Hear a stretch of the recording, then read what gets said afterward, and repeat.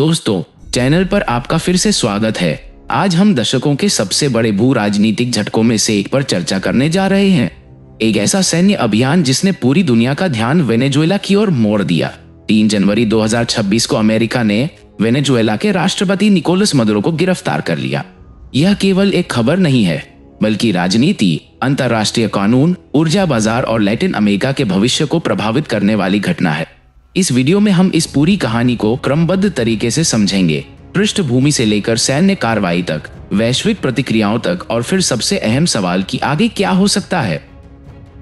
सबसे पहले यह समझना जरूरी है कि वेनेजुएला इस मोड़ तक कैसे पहुंचा। वेनेजुएला कई वर्षों से गहरे राजनीतिक और आर्थिक संकट से जूझ रहा है।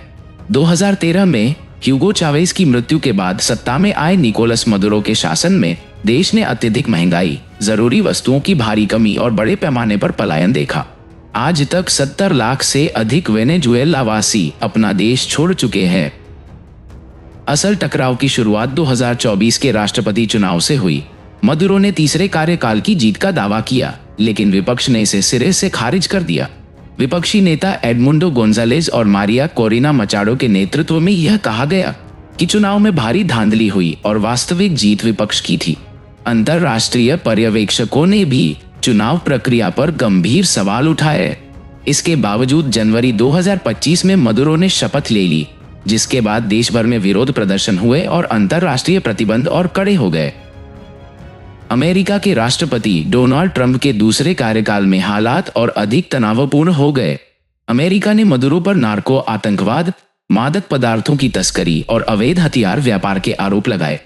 वेनेजुएला से जुड़े कई संगठनों को आतंकवादी घोषित किया गया। कैरेबियन क्षेत्र में अमेरिकी सैन्य गतिविधियां बढ़ी, तस्करी से जुड़े जहाजों पर हमले हुए और तेल टैंकर जब्त किए गए।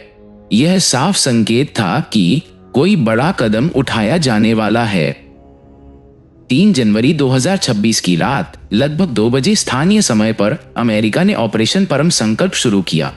अमेरिकी हवाई हमलों ने उत्तरी वेनेजुएला के प्रमुख सैन्य ठिकानों को निशाना बनाया, जिनमें काराकास स्थित फुएर्ते ट्यूना सैन्य अड्डा और ला कार्लोटा हवाई अड्डा शामिल थे। आसमान में धुएं के गुबार उठे, आग लगी और रिपोर्टों के अनुसार दर्जनों लोग मारे गए, जिनमें आम नागरिक और सैनिक दोनों शामिल थे। इसी दौरान एक अत्यंत साहसिक कार्रवाई की गई। अमेरिकी विशेष बलों ने सीधे राष्ट्रपति परिसर में प्रवेश किया। इस कार्रवाई में निकोलस मदुरो और उनकी पत्नी सिलिया फ्लोरेस को गिरफ्तार कर लिया गया। अधिकारियों के अनुसार बहुत अधिक प्रतिरोध नहीं हुआ। दोनों को हेलीकॉप्टर के माध्यम से बाहर निकाला गया और एक अमेरिकी नौसैनिक जहाज पर स्थानांतरित कर दिया गया। उसी शाम तक मदुरो को न्यूयॉर्क ले जाया गया। पहले उन्हें स्टीवर्ट हवाई अड्डे पर लाया गया और फिर ब्रुकलिन में संघीय हिरासत में रखा गया। उन पर नार्को आतंकवाद, कोकीन आयात और अवैध हथियारों से जुड़े गंभीर आरोप लगाए गए। जल्द ही उन्हें अमेरिकी अदालत में पेश किया जाना है। राष्ट्रपति ट्रंप ने स्वयं इस सैन्य कार्रवाई की पुष्टि की। मारे-लागो में आयोजित प्रेस सम्मेलन में उन्होंने कहा कि अमेरिका ने बड़े पैमाने पर सैन्य कदम उठाया और मदुरो को गिरफ्तार कर बाहर निकाला। उन्होंने यह भी कहा कि अमेरिका अस्थायी रूप से वेनेजुएला के प्रशासन की जिम्मेदारी संभालेगा जब तक वहां एक सुरक्षित राजनीतिक संक्रमण नहीं हो जाता। उन्होंने वेनेजुएला के तेल उद्योग को पुनर्जीवित करने की बात कही और दुनिया के सबसे बड़े तेल भंडारों में से एक में अमेरिकी कंपनियों की संभावित भूमिका का संकेत दिया।